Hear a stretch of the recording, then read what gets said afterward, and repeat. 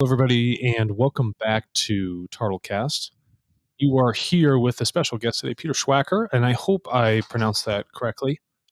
He is leading the IT security over at Axiom Technology Group, and they do a phenomenal job of managing services for some of the business names and the biggest names in the business, including many private equity clients. And we all understand now that data is the key driver for businesses. And if you're not a technology business, you're essentially out of business.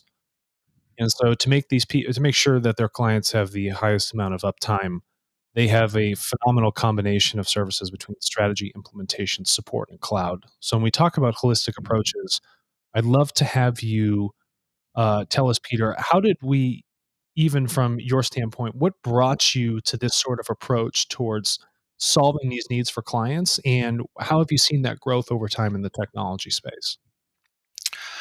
Um, there's been an interesting shift in the PE space over the past probably about a year, little over a year. Private equity firms used to be extremely reluctant to be prescriptive Yeah. on IT, but particularly cyber, in part because they just didn't know the space, and they considered cyber something that their portfolio companies needed to be responsible for, it could manage better themselves. That changed, mainly because of the sheer number of breaches, and then of course the amount of attention that's in the news about cybersecurity. So they realized that these firms were not going to get it done. They just couldn't. Most of our clients are small to mid-size PE firms and portfolio companies. Um, One of the problems that those companies have is they don't have the advantage of scale. Hmm. So companies with anywhere from 50 to 300 for the most part, some going up to 1,200 employees, but they're pretty small, but they're also really good targets, very diverse. Everything from, very little federal exposure, but everything from like manufacturing to retail to financial services to tech. But what they all have in common is that they're PE owned, and therefore they're watching the numbers and their profitability in certain ways.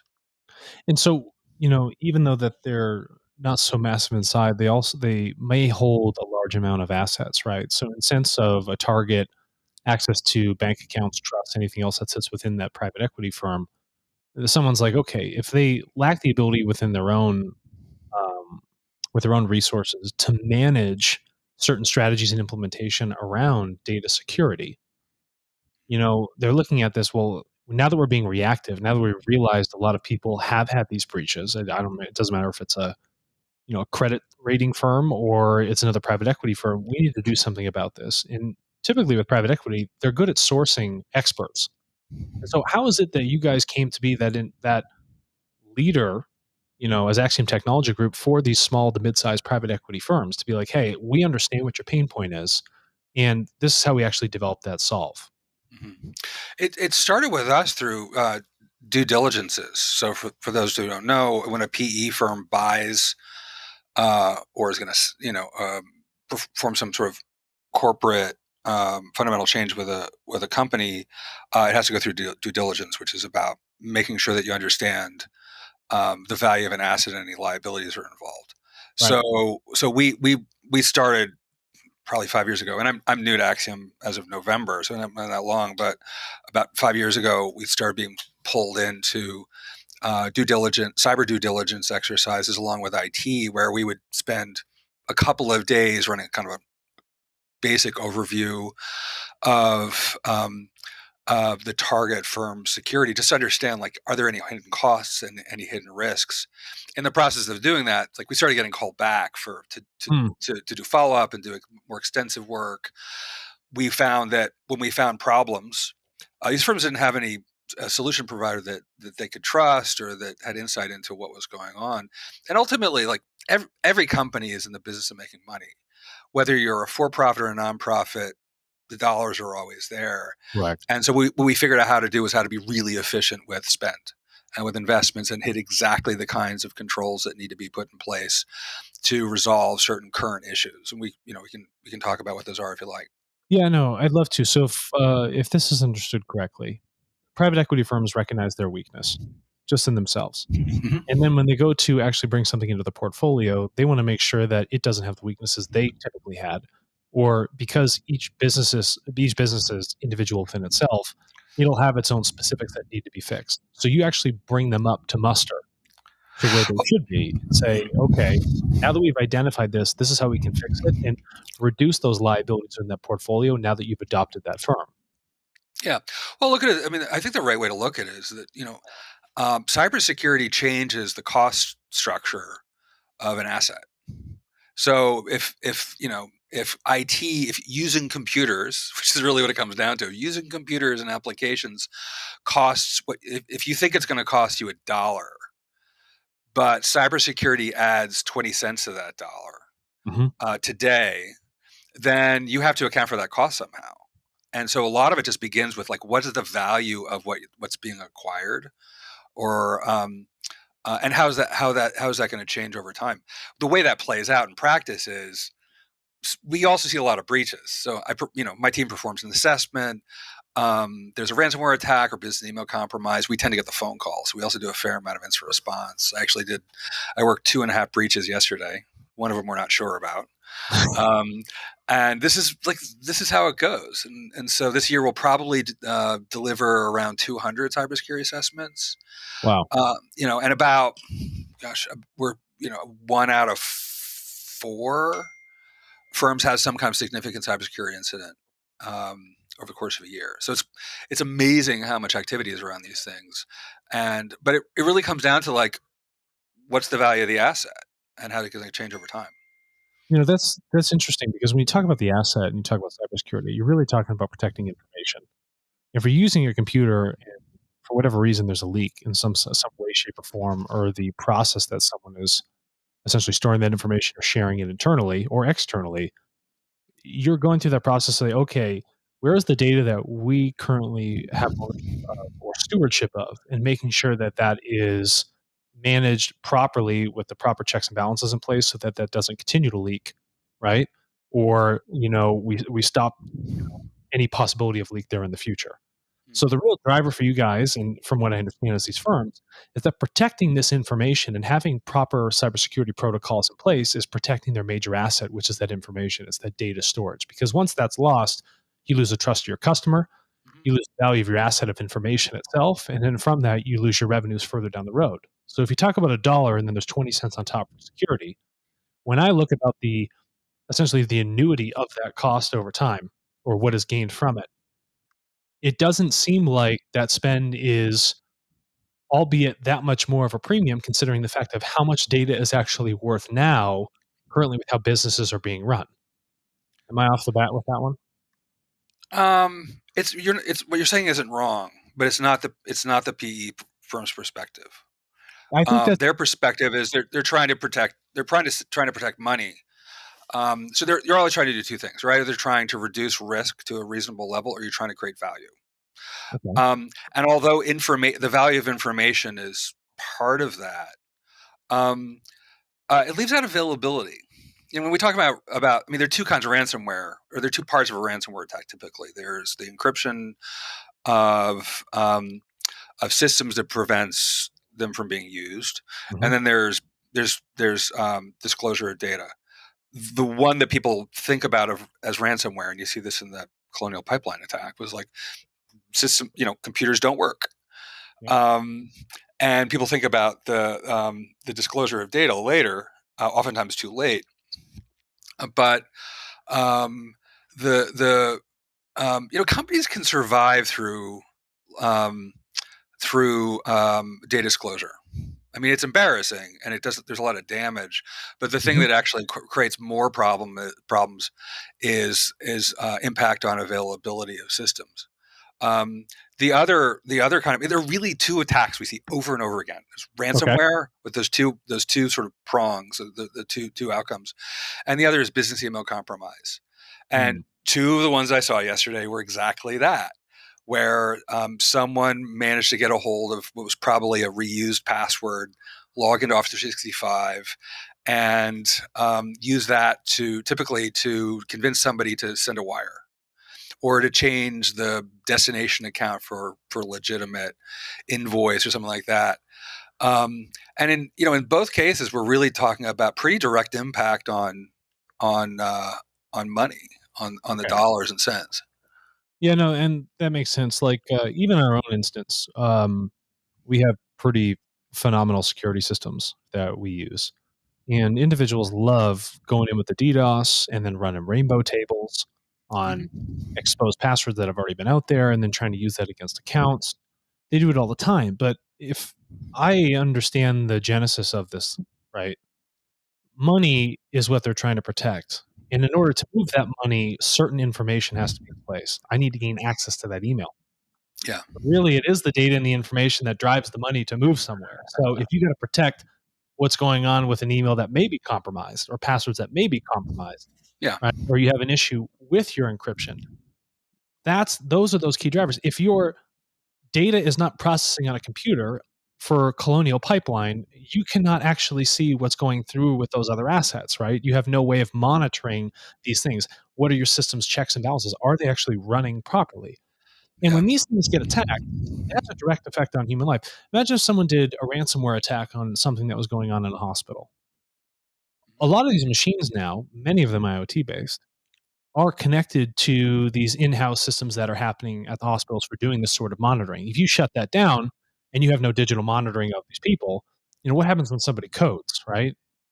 Unless it has a fail-safe where it's going to do this completely analog, we're kind of stuck to what's going on in the digital. So when these resources stop their flow, you know, it's not the fact of just embarrassment, but trying to catch up for what was lost. It's almost like you have to put in twice the amount of effort. So what you guys are doing, I think, is extremely beneficial for a lot of firms. And if the top two things you're saying are like, okay, one is you have an issue with the encryption within the ransomware, and other aspect around like leaked emails. These are the main targets, people need to begin to focus on it. So if you were to like share a message with our listeners and the IT executives that are on this, what are the things they should pay attention to that typically lead up to these points? Not the fact that it has happened, we got to do something, but where do you typically find the downfall when you go in and do that sort of consultative strategy with them? Actually, there's a third threat, Oh, which tell us. which is from the cybersecurity industry itself. Oh, We will take all your money if you let us. mhm. Yeah. And there's an incredible lack of precision, and failure to address real issues. And I've been in this game since like late '90s, and I work for vendors and service providers, and I'm ashamed to say that sometimes I push things that push products and services that were not really going to solve the problems that were really happening. Like I'm glad a you're being lot. I mean, yeah. Well, I mean, I'm getting old enough to tell the truth now. I can't there help you myself. go. But uh, one of the things. I mean, one of the things I'm really proud of is that we help companies, help people zero in on exactly what's happening, and how to minimize the risk that the real current threats are going to occur. I can't address. I'm not going to address like 2 years from now today. I'm just not. The world moves too fast. But what I can say is, if you do, in terms of ransomware and malware, if you have like, sort of current, like, I'm not going to like name vendor names, with like a half dozen vendors that do really good endpoint protection and can protect against most of most malware. If you have that, if you do good patch and configuration management, um, and then if you're probably not going to get hit with with malware. And most ransomware attacks are really about that, if not all of them. If you use phishing resistant multi-factor authentication, and you have good sort of email filtering and things like that, you're probably not going to get hit with business email compromise, because like MFA means you can have crappy passwords and Yep. be just fine. Not foolproof, not absolute. But the thing is, like, and I hate the story about like you don't have to outrun the bear or outswim the shark or whatever. But it's kind of true. Like the attacker is like, there's really behind all of this is a kind of economic um, um, disparity, right? For the bad guys are running a profit center. We, for our clients, are running a cost center. So the incentives are really radically different between what our adversaries are faced with, which is like they make investments in their security, they make money. My clients invest in security, they lose money, Yep. or I mean, it's or immediately anyway. And hopefully, they reduce the likelihood that they're going to lose more. Um, but I mean, our adversaries are always looking for the easier hits. Low hanging fruit, right? I mean, Low hanging, yeah. I mean, like I mean, they're get the probably stuff. running spreadsheets like I do. No, and people tend to think it's like something super, super complicated, but they just try the probability game all day and just look for weaknesses. Who's Yeah. slow? What's Well, if available? yeah, I mean, if you think that the world is all Stuxnet, which is an incredibly sophisticated attack, then you're going to miss out on the fact that most of these things are cookie cutter, repeated, process driven, and these are businesses run like businesses for the most part. Even when you're talking about like the kind of franchisees that exist, that people who not so knowledgeable attackers like the Mariposa gang from 10 years ago, if you remember that. Those guys were not very sophisticated, but they were buying code from somebody who was. And so um, automation is there. Is AI involved? I don't care, right? Do they even need it? Probably not most of the time. I don't see a lot of evidence of it. Simple business process and planning and automation will do the job from the attacker's perspective. We have a similar challenge, but again, the incentive structure is not in our favor. It isn't mine because I make money at this. For Right. my client, it's not. Yeah, Peter, I wanted to ask a question. You talked about the third attack, and I really like that. How many times with your IT strategies, when you guys go in there, do you see tools, software, like you were talking about vendors, where you had different people come in there at different times, and then they have all of these different products, and they're spending tremendous amount of money? How do you look at that from a budget perspective? Well, they're usually not. I mean, my clients, being smaller, tend not to be spending a lot of money.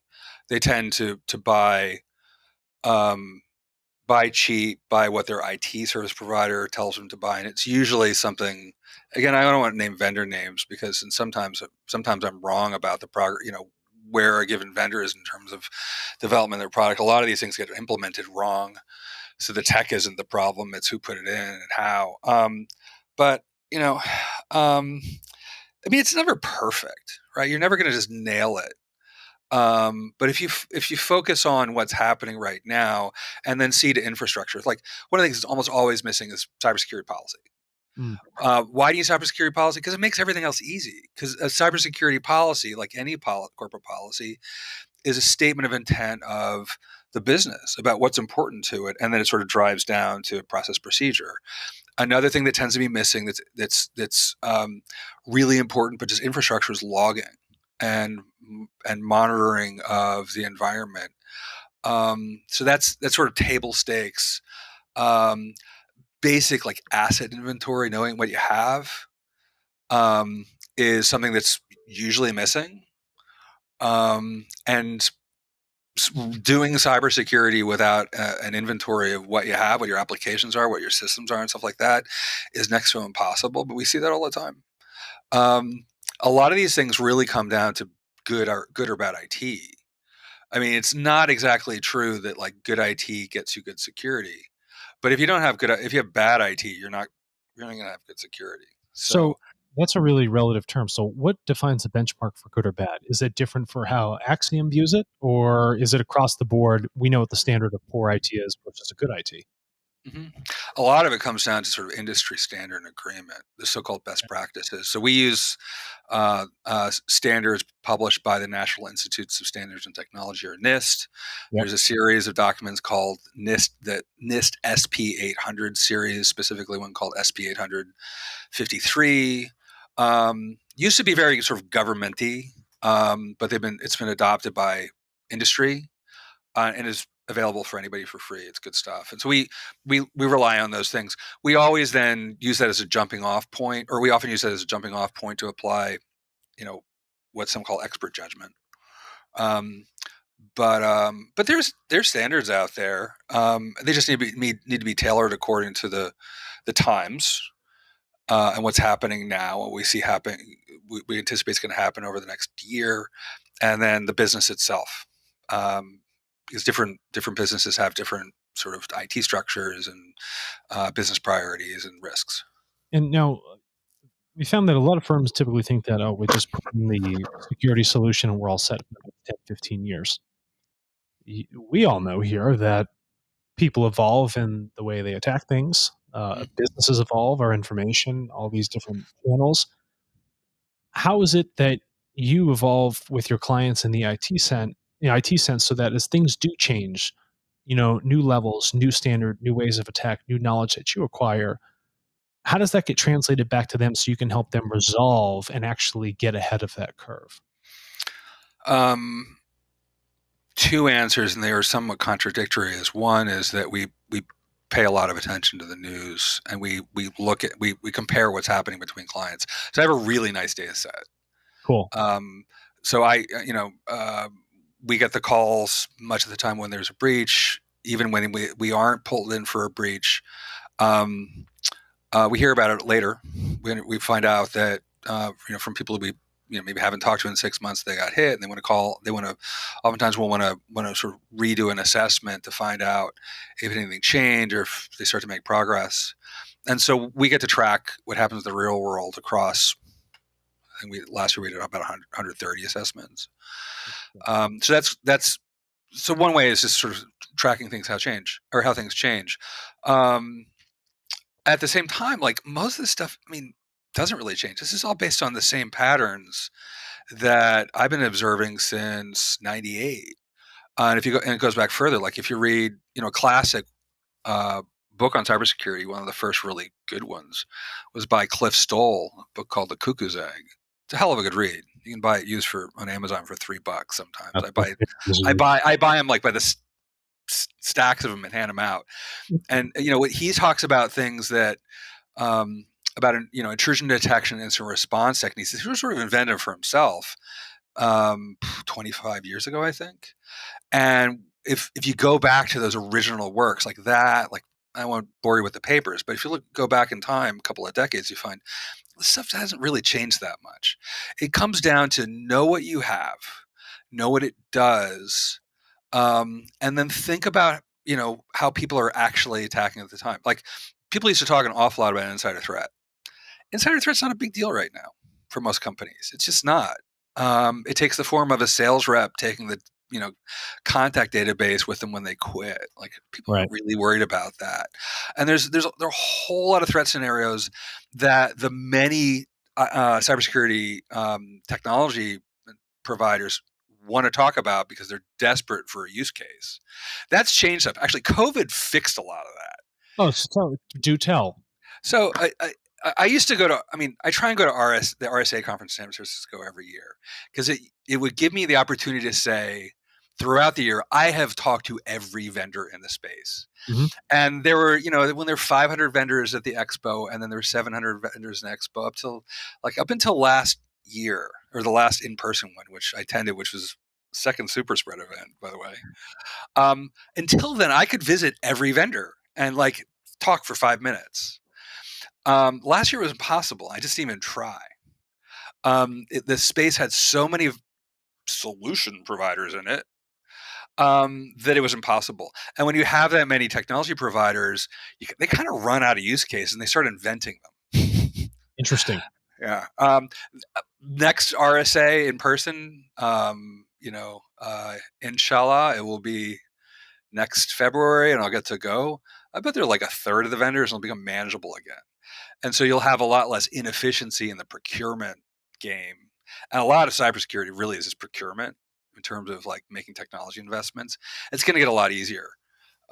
We actually spend an awful lot of time studying the technology vendors to understand who's solving real problems and who's just making stuff up. So now, in a world that's becoming inherently decentralized,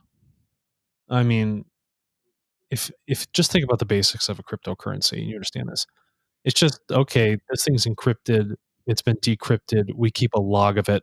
We know what asset has been had, but multiple people are verifying this. Do you find that the vendors are also looking towards a more decentralized model for what they're, I guess, bringing to market that's new? Because if you talk about procurement, well, if the risk of that procurement is then shared across many people supporting one system, do you feel like that's where it's headed, or do you think the vendors are still trying to act on a very centralized effort to bring in these solutions? Yeah, I don't know if the centralization decentralization thing is true. I think it's just moved. Um, Now, control of applications and systems shifted outward some and moved to the business in part because the software got easier to deal with and Right. implementation and management moved from internal teams to external teams. You can just basically outsource it. I mean, ultimately, Larry Ellison was right back in 95 when he said eventually this is going to be like electricity where you plug a jack into a wall and IT comes out. Well, and that's almost true. It's not true of cyber security. Like you can't just jack into a wall and like good cyber comes out. It doesn't work like that. Right. But I don't know that things have become more or less centralized. They've just shifted. Um, and there's part of the problem. I think the biggest problem that we have still is that it's so hard to keep up. What has become decentralized is knowledge.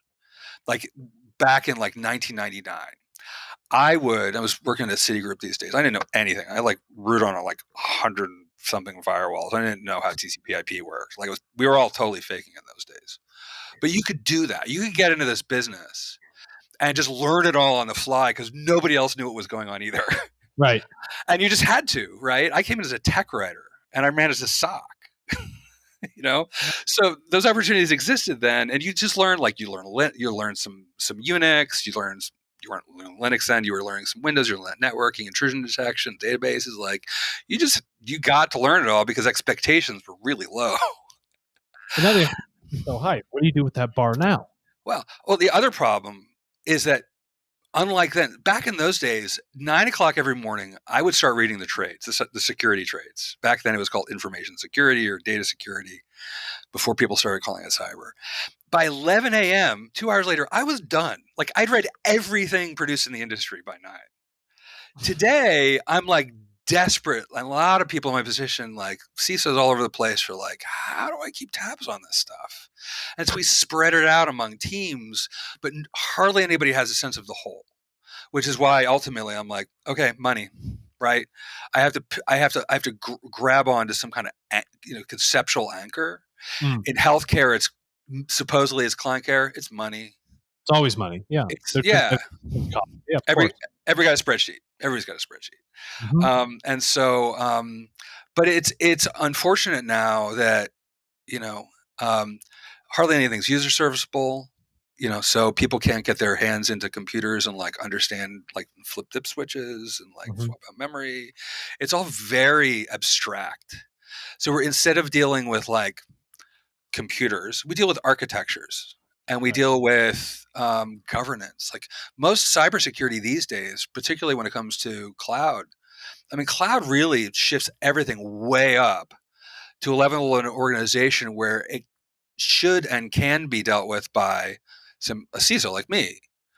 Problem is, there are hardly any of us out there.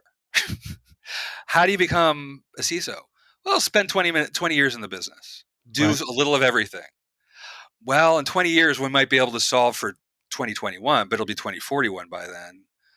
And I bet it'll be worse and we'll need more of us. So it's like, there's a strange set of like, when we talk about centralization, I think it's really about knowledge and being able to keep up. And I work at this stuff all the time, still can't keep up. So you're saying that there's probably a business opportunity just around the knowledge itself of cybersecurity, and it's There is, and there are actually some really great providers, and some of them are free. Like their newsletters produced by like I will name names here because I'm going to say nice things about it. I really like the Record of Future stuff. There's CyberWire, which is invaluable. Those guys are awesome. Um, there's SANS Institute, Internet Storm Center, like most valuable 5 minutes of the day I spend with their podcast. Podcasts like this one are super valuable, but you have to curate your your feeds so carefully, um, because you can spend 24 hours a day keeping tabs on things and still miss stuff. So you have to organize it. You have to I have to distribute awareness amongst my team, and then have people reporting. It's really complicated. No, it's really interesting point because Jason and I talk about this at a fundamental level all the time. Is that the distribution of this knowledge is the thing that's actually changing the game. And when we come to talking about that mass sort of education through mediums like this that we're currently sharing on, this actually helps with that refinement. It opens up that level of access. And if we can continue to act as quite honest filter for what is happening, be ahead of it, pay attention to it, and then help rechannel that information, it allows people to actually work with it in a meaningful sense rather than get lost and inundated with how much content there actually is out there. Yeah. Right. And so Yeah. that, Interesting. Yeah. Sorry, go ahead. no, please, by all means. Yeah. I mean, one of the interesting things about this is that it's the same problem that we have in cyber itself, which is trust. I Yes. mean, cybersecurity is about what we can trust. Like the term zero trust is kind of funny because it's not actually zero trust. It's about what we choose to not trust anymore, Hmm. or what arguably we shouldn't have trusted to begin with, which was networks. Yeah. For the Well, I most mean, part, they were right? they were created by DARPA. I mean, who's going to trust that? Yeah. So I mean, yeah, it wasn't meant to be secure. It was No, It was experiment. it's an experiment. All we want to know is how much can we open up the floodgates of communication. No one ever said we had to secure it. Yeah, exactly. But one of the biggest problems we have is that most people in this business, most of the pundits, are full of crap. They're charlatans. Well, In fact, Peter, how then so do how do we? you know? Yeah, this is what I mean, right? You've been in the business for so long. You've learned it from the ground up. You saw the early days of opportunity, and now you're like, you can't be a bullshitter. So then, how do you go out and either help your clients spot these people, or how is it that we can make the people listening to this aware of the fact when someone actually may, in fact, be bullshitting them? Is there a barometer that they can use effectively? Yeah, just learn to think critically and don't and be impatient. I hate to say it, but like, just don't waste a lot of time. If somebody can't communicate to you in a way that's convincing, I mean, what is proof? Proof. The definition of proof is that which convinces. Mhm. And if one has a keen ear for baloney, you're going to be able to learn over time who you can trust and who you can't trust. Make sure that when people talk about cybersecurity, that they're talking about things that matter to your business and that where they can relate what's happening in the world right now to your business and what it means, and talk about the minimum that you can do. Yeah. I mean, a lot of people in cybersecurity bemoan the fact that businesses only want to do the bare minimum. Like, well, I don't want to spend more than I have to for anything. It's called efficiency. Yeah, do the bare minimum because bare minimum is better than absolutely having jack, right? Yeah, it gets you the result you need, so that you can go make money. You can play golf and maybe like leave at 6 o'clock on Friday. Like that's all we want to do. I mean, so the other thing is like anybody who talks about security as if it's like awesome is doesn't know what they're talking about. Right. IT, I like to say, is like basically the janitorial service of business. And cybersecurity is like the toilet scrubbers of the janitors. Love that. No one likes us. Nobody wants to do it, but it has to get done. Yeah, I don't like doing my own security. It's a grind. And so don't listen to people who talk about how cool or awesome security is. It is for us. Like I love it. I love it. I'm not going to listen to that. But yeah, but I'm not going to try and convince a client that it's interesting because I know they don't care. Well, And so I think this is why when I hire consultants, I don't look for people who have master's degrees in cyber. Like I don't look for degrees. I don't have a degree. I was a musician. Like I studied philosophy and history and literature. Mhm. Best hires I've had were former school teachers, high school teachers, know how to command a room, know how to persuade and influence, know how to handle a crisis. Right. Mostly know how to think critically. Musicians are also really good because they know how to work in a group and how to improvise. Some of the best hires I had were people who had backgrounds in sociology and philosophy. I mean, if you're going to learn cyber, like if you have a passion for it, you'll figure it out. Yep. No big deal. Actually, the very best hire I ever made was a guy he was working on his doctoral dissertation in computational epidemiology. So he was a computer guy, but his thing was about The spreads. epidemiology. It was like 1999. It's kind of Eric Arnoth. He's now like one of the great ones. Best hire ever made. Yeah. And he didn't study cyber, and I think he's at MITRE Group now. So we've got to look outside of the what people think of as the traditional IT and cyber career path. I have yet to see a university cybersecurity program that actually didn't result in net damage. Like I have to teach people, what all the things that they learned in school, or almost all of them, were just wrong. I'm just preaching. which is unfortunate. So yeah. No, I think that's actually like an amazing, and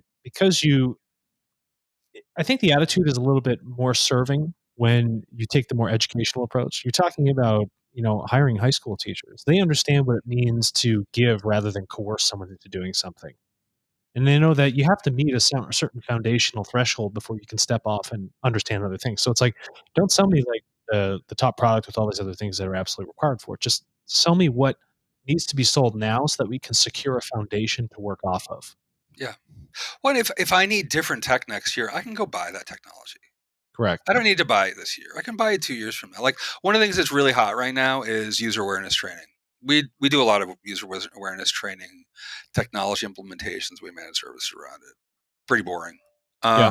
And it's fairly effective right now at reducing the number of incidents of both the business email compromise for putting credentials into stuff, or passing invoices and things like that, and also running malware.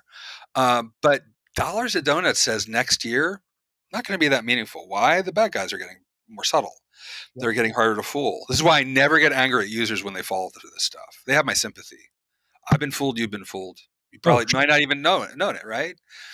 But so next year we're going to need something different. Maybe it's more endpoint technology. Maybe it's, who knows? I mean, maybe it's more about foundation at that point, and the foundational stuff allows you to kind of have a platform on which you can integrate other kinds of technologies. But like, there's a lot to be said for good short-term thinking. Yeah. No, because good short-term thinking, if it's really, really good, it allows for solid long-term thinking, frankly. Yeah. Well, and most companies are surviving quarter to quarter anyway. Even healthy ones do. Yep. It's not just the ones that are falling over that are thinking, how am I gonna my number is gonna look this quarter, next quarter, or this year. The best of them do, because this is mainly because of how the tax year is scheduled. But that's just how it works. So I don't, the attackers are not thinking more than a couple of quarters out. Why should we? Yeah, listen, all you got to do is think as good as the enemy, right? And then if you know essentially where they said, the battle's won at that point. That's just perfect Sun Tzu. Yeah. I mean, you hire philosophers over there, so you guys would understand that. Yeah.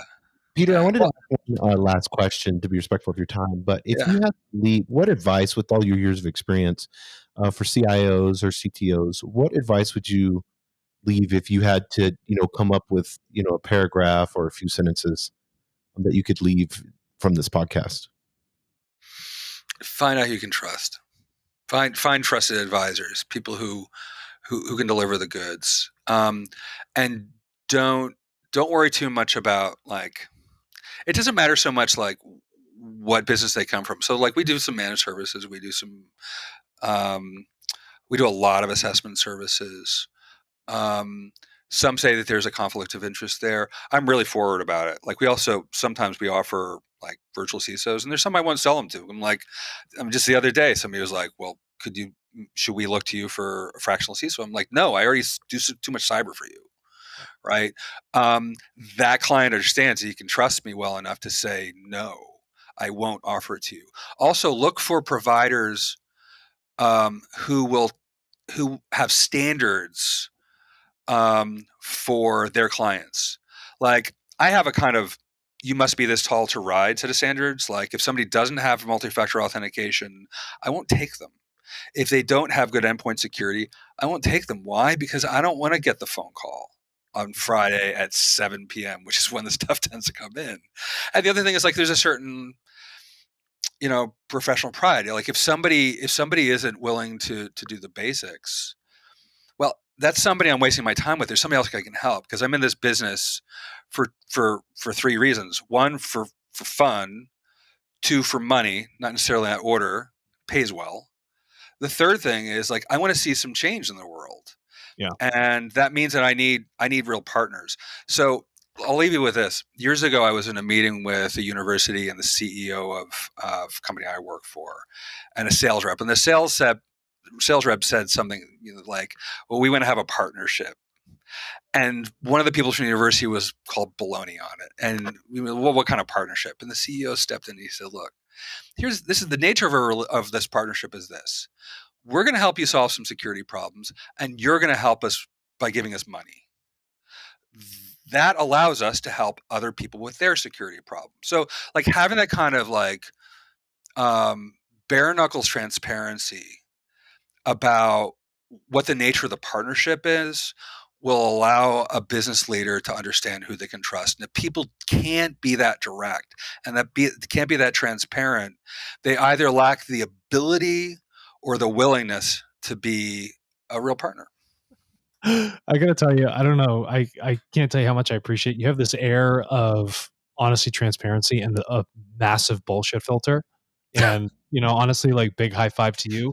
Some people may find it rather off-putting, and they're like, "Wow, that guy was a little jarring." But I think it's a great way to get down to brass tacks on just about everyone you have a conversation with, and that defines stronger relationships and partnerships moving forward. So, Yeah. Peter, thank you for being who you are. Thank you for championing what's going on with X. Thank you for all those years you sat in front of the computer and read that stuff and tried to learn it after being a musician when you were at Citigroup. Like, these things have evolved into a mindset that, frankly, I see doesn't have very many security leaks in it itself. Well, thank you. It was fun talking to you. No, listen, much appreciated.